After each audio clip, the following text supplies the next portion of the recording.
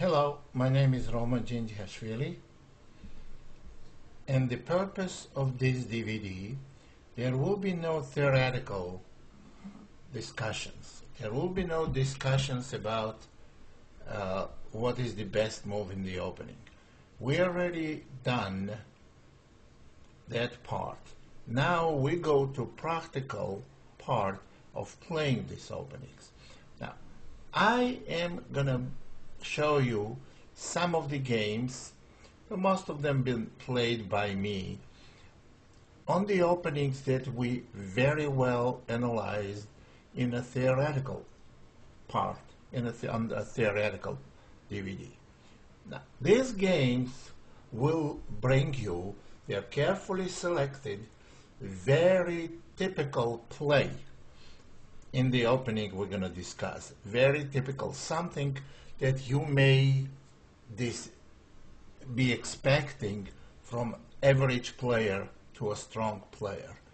They may not be the best games because the way I've been selecting games from the hundreds and hundreds of different games played by different players, I selected ones that best that show you the best ideas at work. So what you may be expecting from opponent, what you may be playing, and their most common thing that may happen in your game. So again, they are not the best games, they are not the brilliant games, but they are very common and they should be extremely helpful and extremely instructive. So let's get to it.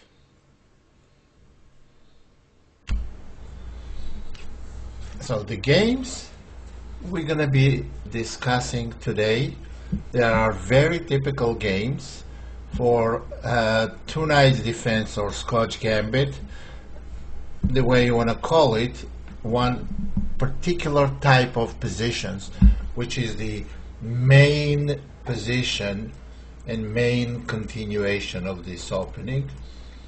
d4 ed, bishop c4. Bishop c4 can be played first and then d4, which will make no difference.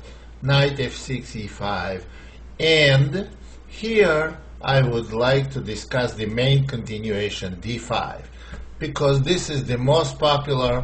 You will probably get it 9 out of 10 times, although there are moves like knight e4 or knight g4, also very playable. d5, bishop b5, knight e4, knight takes d4. And this is the position we're going to look at the games for. So, knight takes d4. There are two moves now for black. There are bishop c5 or bishop d7, and let's look at the move that was played in this game, in the first game. We're going to analyze this bishop c5. Bishop e3, bishop d7, bishop takes c6, b takes c, and knight d2. In the game, my opponent played bishop takes d4. Well, the only other move is knight takes d2, because castling is real bad in this position, because knight takes e4, d takes c, and knight takes c6, winning a pawn, and also queen e7 is very bad, because knight takes e4, d takes e, and e6. This is all discussed and analyzed on the theoretical DVD on this opening. So, bishop takes d4 was played in the game. And I have to tell you this, that those are not the best games. The games you're going to see are not absolute best games, but believe me, they are absolute best for you, because those are the types of games and those are the kind of responses you will see most likely in your games. Those are the responses and types of positions you should be expecting when you play. And I selected these games from hundreds of different games played by various players. And believe me, those are most typical games, so most instructive. Bishop takes d4, knight takes d2, queen takes d2,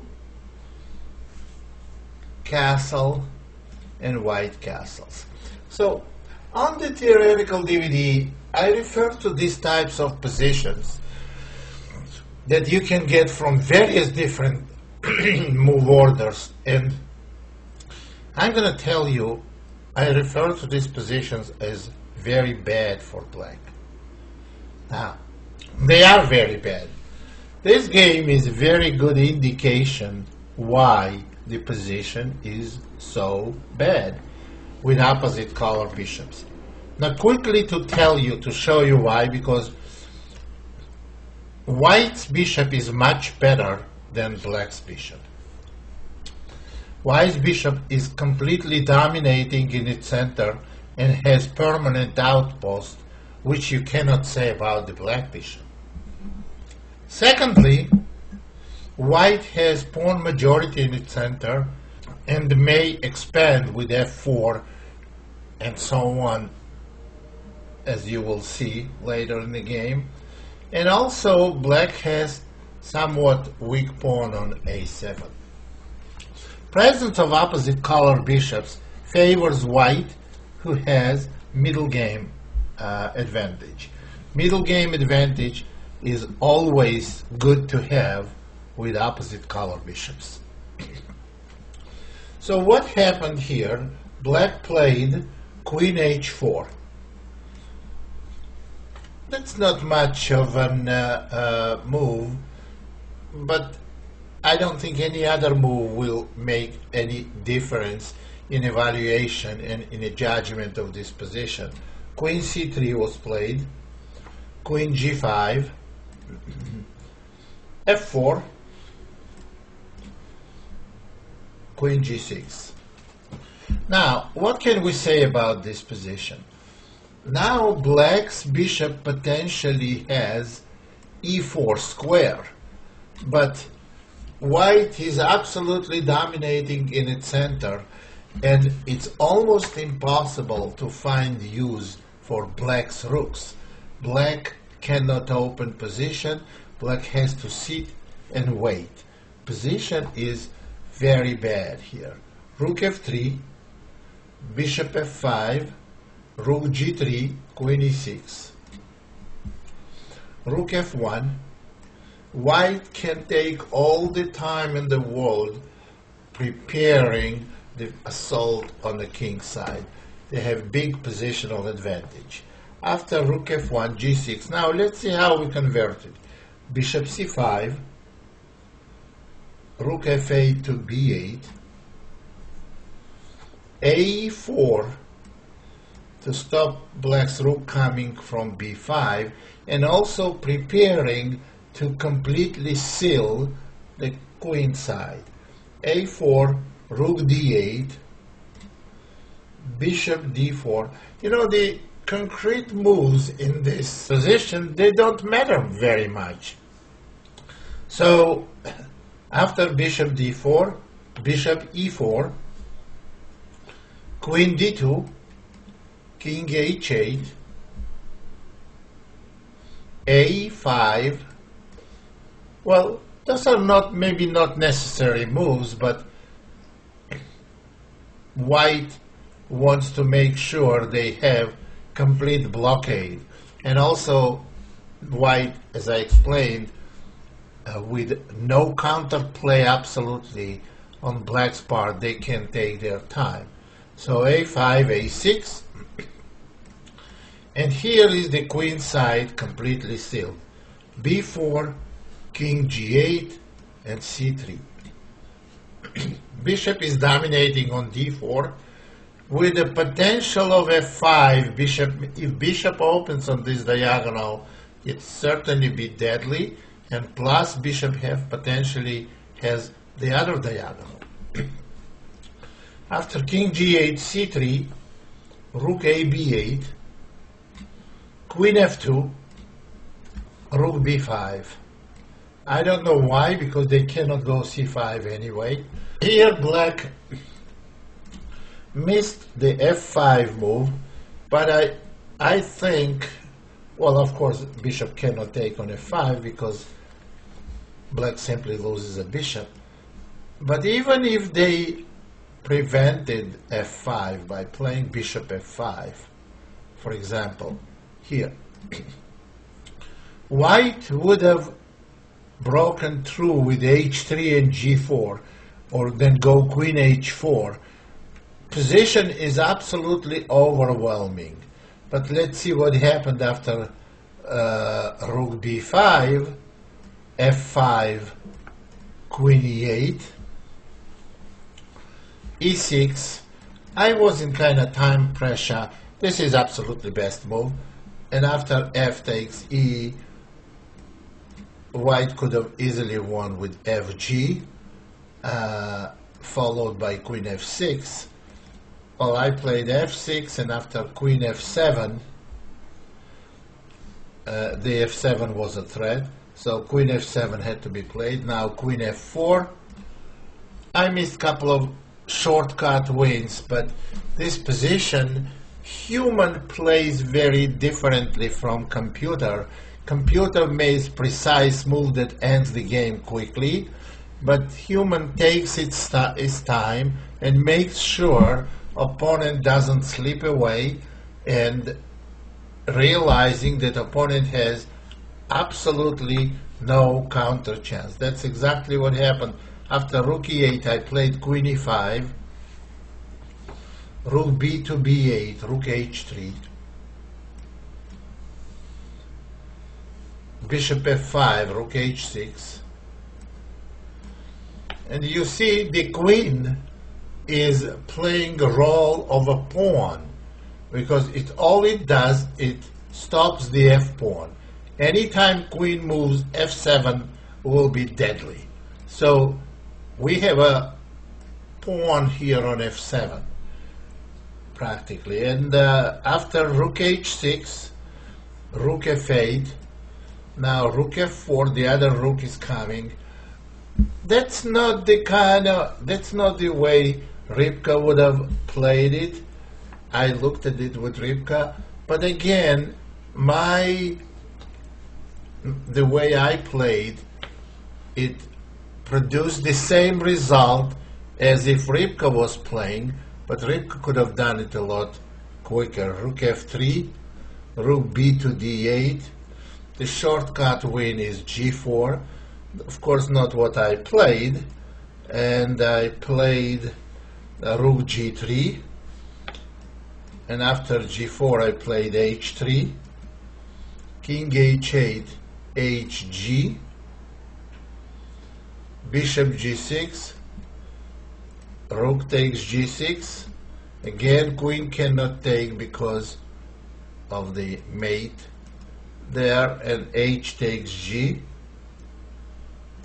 rook h3 check, king g8, and I played queen g5 with inevitable queen h6, which is also not the best and the shortest way, and according to Rybka, queen h2 was, but I cannot argue with that.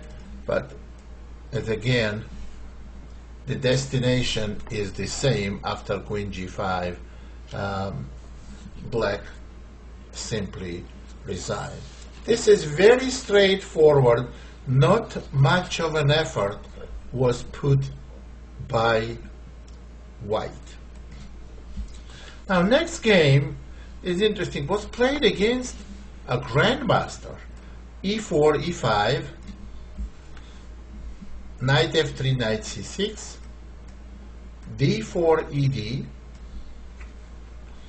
bishop c4, knight f6, e5, d5, bishop b5, knight e4, knight takes d4, and we arrive to same position, but this time bishop d7 was played by my opponent. Bishop takes c6, b takes c, castle, and bishop e7.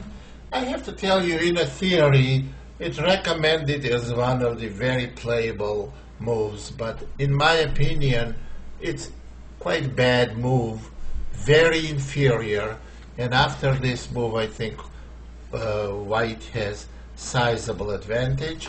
f3, knight c5, now f4, and knight e6. This is another inaccuracy. What was necessary is knight e4. And black tries to attack the d4 knight and possibly play bishop c5. But after f5, they are forced to take on d4, and now they are facing terrible threat f6. So my opponent played f6, and after e6, bishop c8 and knight c3, he got absolutely lost position. Now, why knight c3? Knight c3, first of all, it develops peace. Secondly, it prevents c5. And also, knight on c3 has very good potential. Potentials, as you can see, in next 3-4 moves. In this position, you have to see that black has no choice but castle. And now we're gonna go queen g4, threatening bishop h6, and after king h8, well, I simply played king h1. I'm not sure it was necessary, but just got out of that diagonal. And after c5, knight e2. There it is. Knight goes to f4 and g6. That's why the knight's position is good there. d4, knight f4, and game is practically over. Bishop d6, knight check. Of course, taking is absolutely devastating. And after king g8, knight takes f8, king takes f8. There was bishop f4, and the game is over. Rook b8, queen h5, creating the dual threat queen f7 mate and queen takes h7, which I could have played on a previous move, but everything wins here, as we say, and after queen e8, queen takes h7, black simply resigned. It's a very, very short game, but I want to tell you the reason I'm showing this game is because I have to tell this is very wrong approach to play bishop e7. So f3, knight c5, f4, and after knight e6, f5 gives white very strong attack. This next game was played against another grandmaster, and I want to show you this game because it's another indication, another way of showing how in this opening opposite color bishops can be very, very dangerous for black, and how should you be playing it for white. So e4, e5, that's knight f3, knight c6, d4, ed, bishop c4, knight f6, e5, d5, bishop b5, knight e4, knight takes d4, bishop c5, bishop e3. Well, there are a lot of complications may arise in these positions, and there are a lot of interesting variations which I don't want to go through now on this DVD, because you should have, if you want to master in this opening, you should definitely have one that explains all of this on a theoretical DVD of this opening. So bishop e3, bishop d7, bishop takes c6, b takes c, knight to d2, knight takes d2, queen takes d2, and bishop b6.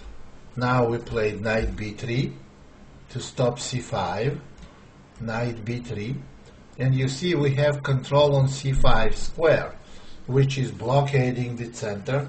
That's absolutely the main idea, a main positional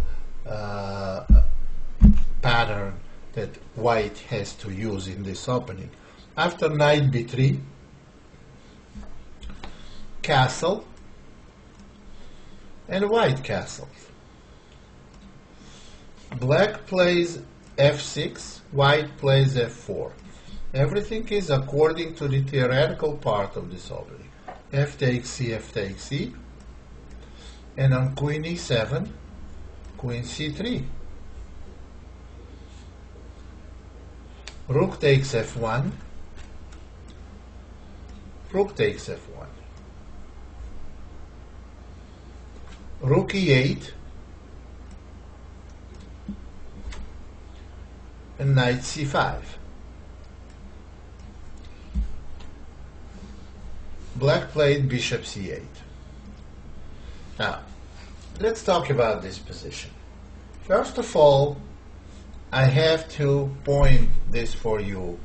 Move like queen takes e5 loses immediately because of the rook f8 check. This move ends the game on this path. White wins the queen. So this is not possible. And bishop c8 was played, and you see that eventually black is not going to be able to tolerate the knight on c5. It will be taken, and we're going to lead to we're going to head to opposite color bishops. So after bishop c8, bishop d4, pawn has to be protected now, and again bishop takes c5 and queen takes e5 loses to rook f8. And after bishop d4,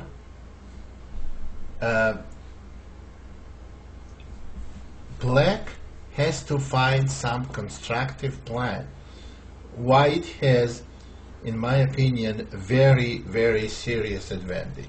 h6, b4. That's a very good move because it frees white's queen from protecting white's knight, and now queen is going to be free to move around the board. So after b4, rook f8, here black wants to exchange rooks after they couldn't find any use for their rook on the e file. Rook takes f8, queen takes f8, a4, bishop f5, a5, bishop takes c5, and bishop takes c5. There we are. This is the opposite color bishop. It's a kind of an end game, but when queen and bishop versus queen and bishop, this position is absolutely terrible for black. it's interesting how when we look at the games, very typical games, if they are played well with this opening, white has either good grip on dark squares position and get serious positional advantage, or good kingside attack. And every game that was played correctly, they are very, very typical. E4, E5. This was played against National Master. Knight F3, Knight C6. I want to tell you that none of the games were played against very weak players with black. All of them are decent or good. So you should be expecting something like that happening in your game. Well, even if your opponent is weaker, you should expect him to play decently the opening. But if your opponent is terrible in the opening and terrible in the game, then you don't need to watch this DVD. Just go ahead and play. So, but in this game, what happened is D4, ED, Bishop C4, Knight F6, E5, D5, Bishop B5, Knight E4, Knight takes D4, Bishop D7, Bishop takes C6, Pawn takes C6, and castle. Well, Bishop C5 was played in this game. F3, Knight G5, F4, and after Knight E4, Bishop E3, and on Bishop B6, Knight C3. That's a very important move. Don't play Knight D2 in this position. I saw in one of the games, one grandmaster played Knight D2 in this position with white. And after Knight D2, black has serious advantage. After C5, and when Knight moves to B3, then Knight takes D2, and D4, and Bishop C6. Black has very big advantage. This is a bad way to play for white. Knight has to go to C3, and that's what happened in this game. After Knight C3, Knight takes C3, B takes C, and F5 was played. I don't know if it's any good move, but black wants to stop white's F-pawn from advancing, and they prepare to castle, so, and maybe activate later on C-pawn. But C-pawn, we know, if we play correctly, will never be activated. So after F5, Queen D2, castle, Knight B3, and you see C-pawn cannot be moved. In my opinion, position is lost for black. No counterplay, total control on C5 square, and absolutely passive position. So after Knight B3, Queen E7, here we play Queen F2 to dominate C5 square, Rook F E8, and now A4 is very, very strong. And why A4 is so strong? So we want to play A5 and force black to take white's bishop on E3. Rook A B8 was played. Now we go Bishop C5, Queen f7, a5, and bishop is forced to take white's bishop, and after knight takes c5, you see the completely dominating piece on c5 versus terrible bishop on c8 in conjunction with the protected pass pawn is overwhelming advantage and hopeless position for black. Bishop e6, rook fb1, rook b5, and here is redemption. We redeem our positional advantage to material advantage. So we give the best piece on the board, knight, for the worst piece on the board, the bishop. Queen takes e6 in order to take pawn on a7 and march our pass pawn to a8. And after queen takes a7, g5 was played. This is the activity that is on the border of anxiety and most like it's panic. Queen takes c7, desperation. G takes f, rook takes b5, cb, and simple a6 just ended the game. f3 played by black, queen d6, queen f7, a7, queen g7, with extremely well hidden threat of queen takes g2, which white managed to take care of, and queen takes f3, of course, black resigned. This is very typical game, absolutely not much of an effort for white, just make moves that make any sense, and total disastrous outcome for black.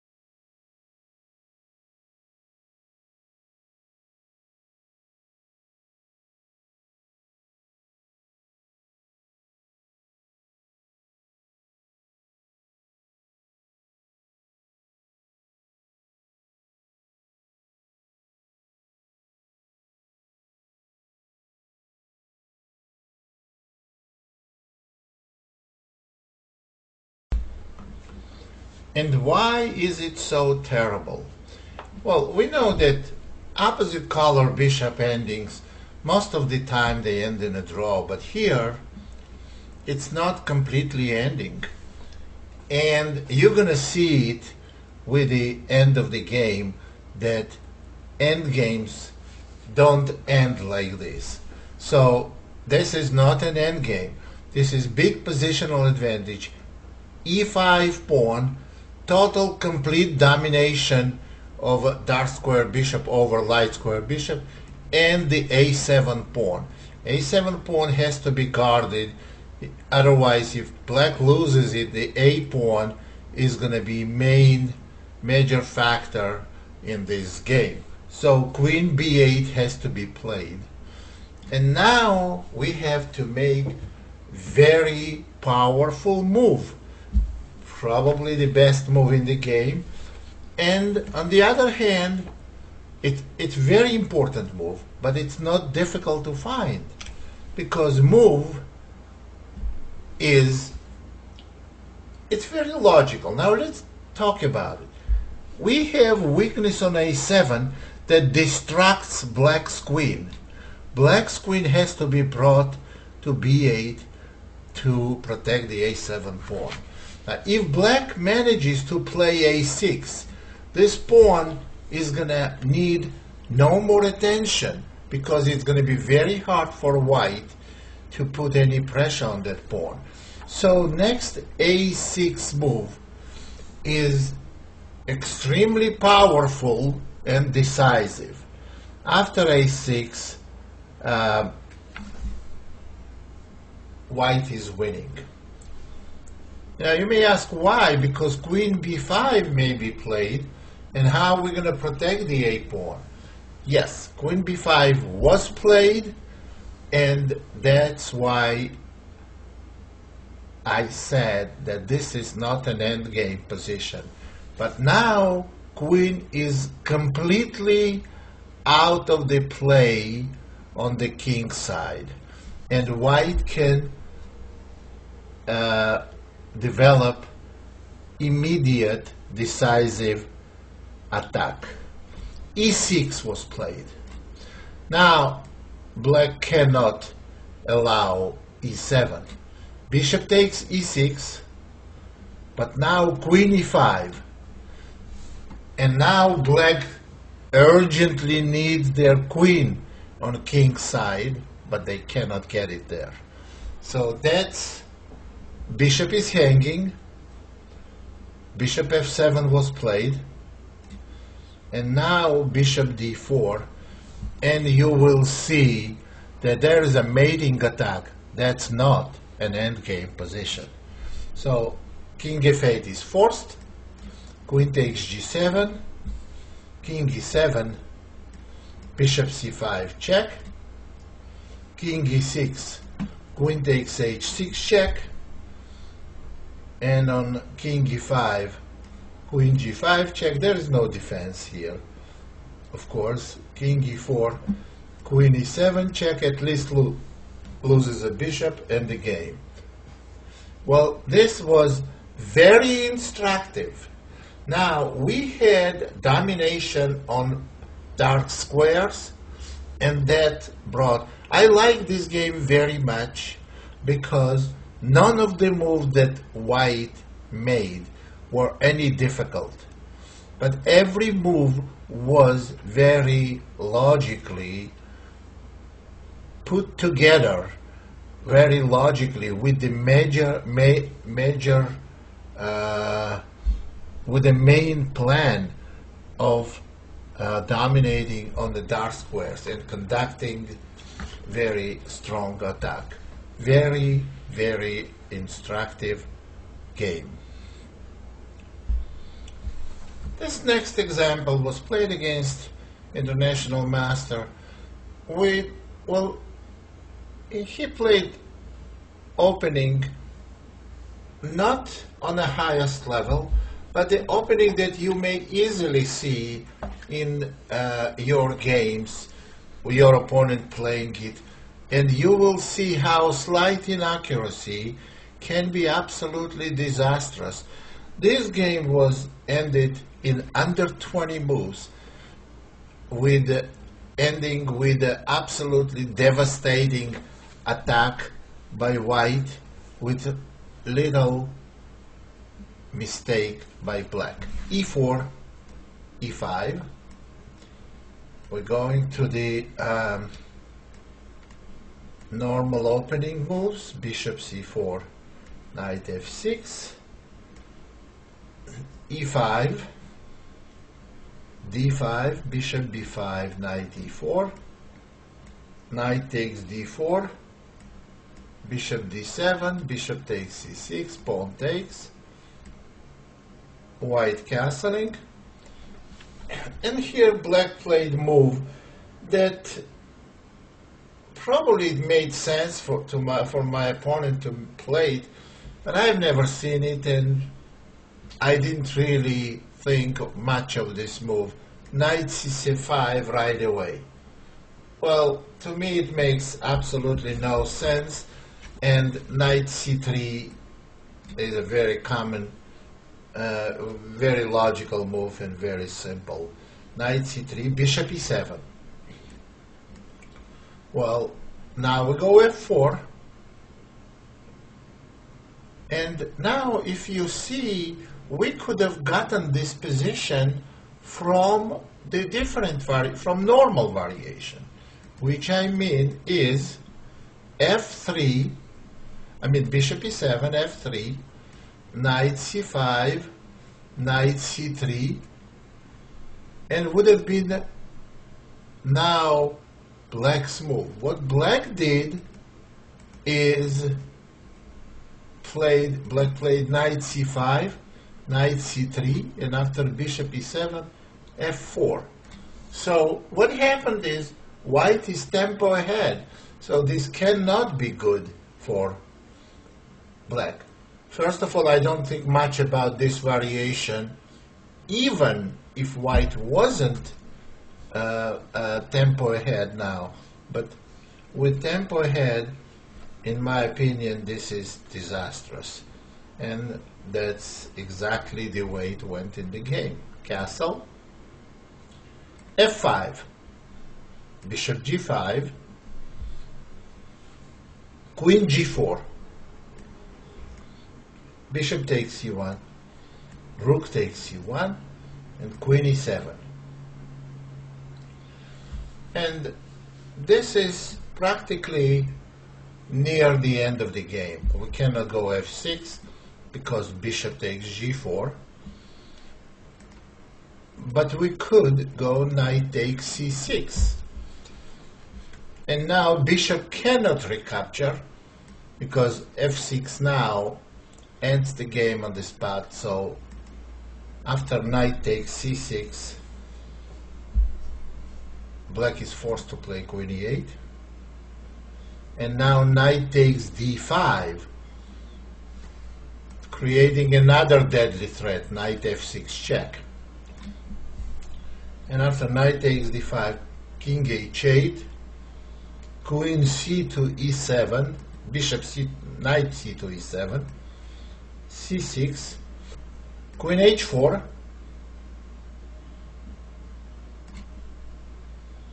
CD.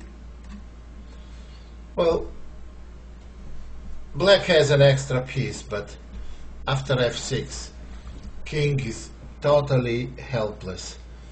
And knight E6 was played in this position. You see, taking will lead to immediate mate in one move, and G6 will be met by rook F4 and the threat of queen takes H7, rook H4 checkmate.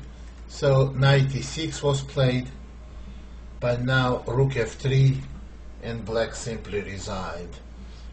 White is threatening rook H3, and then G6, it's very elementary mate. Total fiasco for the black. You cannot experiment things with a black when you are pawn down and white has an initiative. There is no place, there is no room for experiment and for loss of a tempo. And that's a very, very good example of it. This This next game is again against another American GM and another experiment for black to interfere with white's plan of developing kingside attack or the establishing dark square blockade, and ending another experiment ending in another absolute disaster for black. E4. I handpicked, I want to tell you that games that was won by white, but that where white wasn't playing brilliantly. I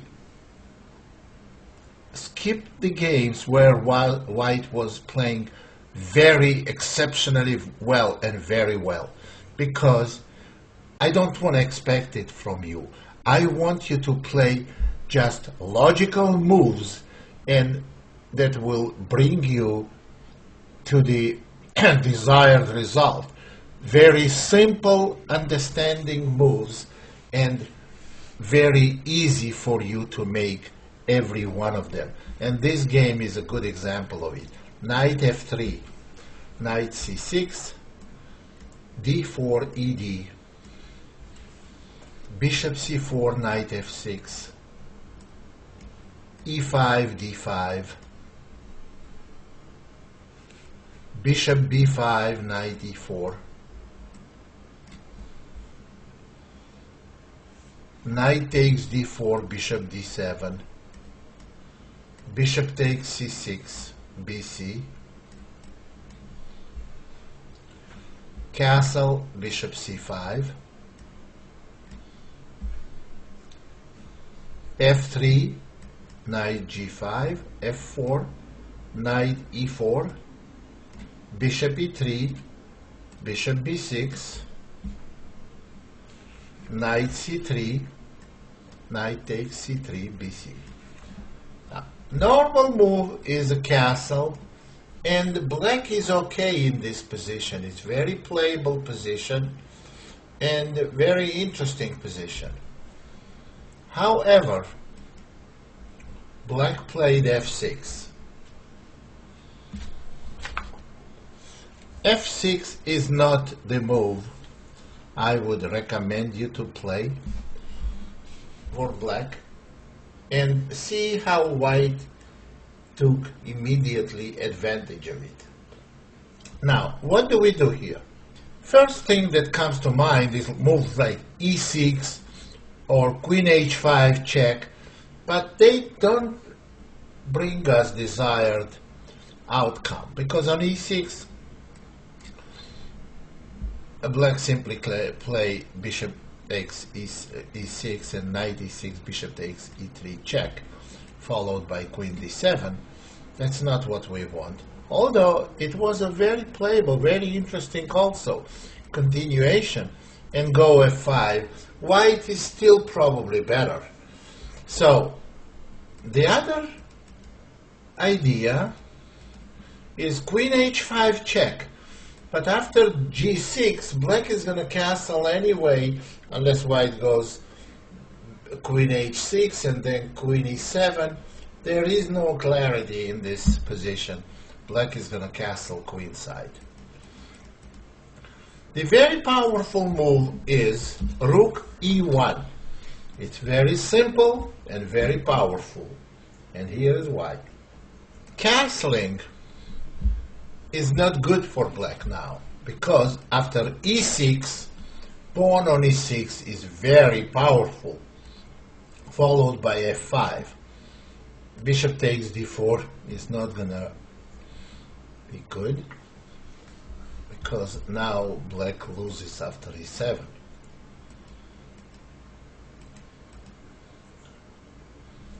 So f takes e was played, but then queen h5 check, and black is already lost. Of course g6 is bad because queen takes e5, but maybe that's what should have been played. However, well, I mean, maybe black should have tried king f7, and now after f5 they still have bad game. But after king f8, f takes e. Queen e7. With king on f8 in open position with open center, you can be sure black is not going to last long. e6, bishop e8, queen e5, king g8, knight f5,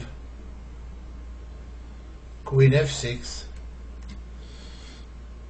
Here I just exchanged queens and got to completely winning position after bishop g6, knight e7 check, king g7, knight takes c6, bishop takes c2, rook e3. White has very powerful pawn on e6, big positional advantage, and game ended in a very few moves. Rook h8, he8, rook f1, bishop takes d4, c takes d, f5, e7, and after king f6, rook h3, bishop a4, rook c1. White is completely dominating the board. The game should not, I don't think it was played the best way after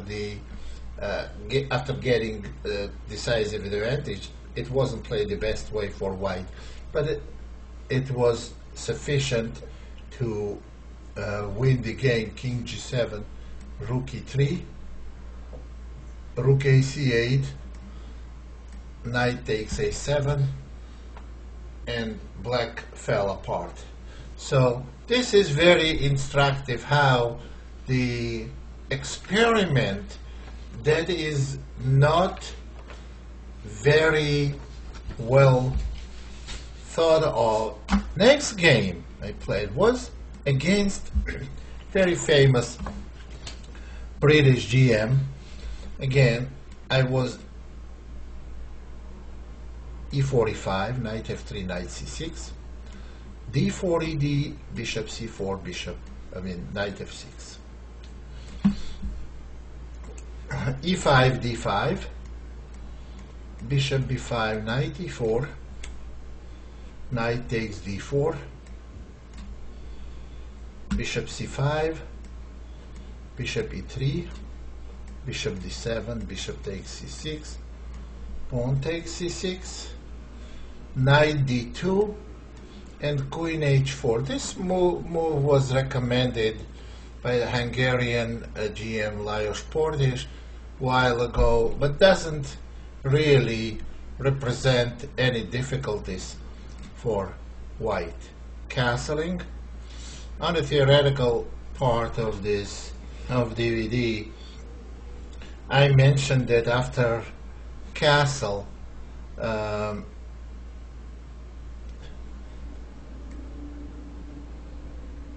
black may try knight takes f2, which looks okay, but it loses a piece after rook takes f2, and bishop takes d4, knight f3, and it simply loses by black. So what happened is, in this position, after castle, bishop b6, knight takes e4, queen takes e4, rook e1, queen g6. In this position, White played. White has several moves. Knight b3 is one of them, and that's what was played. Castle and knight c5. After knight c5, bishop f5, pawn c3, rook a to e8, bishop d4. Okay, white got their dark square blockade, and in my opinion this is good position for white, and white has some advantage here. Rook e7, rook e3, rook is very flexible on e3, white may play queen d2, rook e1, and rook potentially may go to g3. After rook e3, queen h6, rook g3.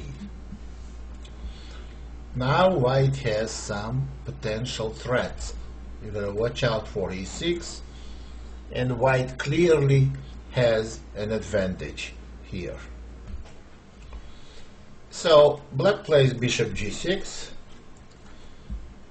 white plays bishop e3, queen h5, queen takes h5, bishop takes h5, bishop d4, rook fe8, f4. After f4, bishop g6 was played, a4, a5. Well, I mentioned that in this opening, white should look for several different types of advantages. One is dark square blockade, which we accomplished. Secondly, kingside attack, which is out of question with queens off the board. But now we have potential pawn majority and potential creation of an pass pawn on the queen side. So b4, rook a8, knight b3. Now we want to end up with a pass pawn. After knight b3, black is trying to get counterplay ab, cb, bishop c2, trying to dislodge the knight on b3, which leads to very bad position for black. a5, bishop takes b3,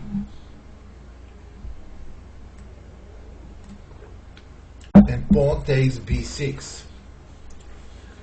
It's very, very simple combination. You'll see that after AB, we took on b6, white is attacking the rook on a8, bishop on b3 is attacked, rook a takes a1, must be played, bishop takes a1, and now bishop has to be guarded.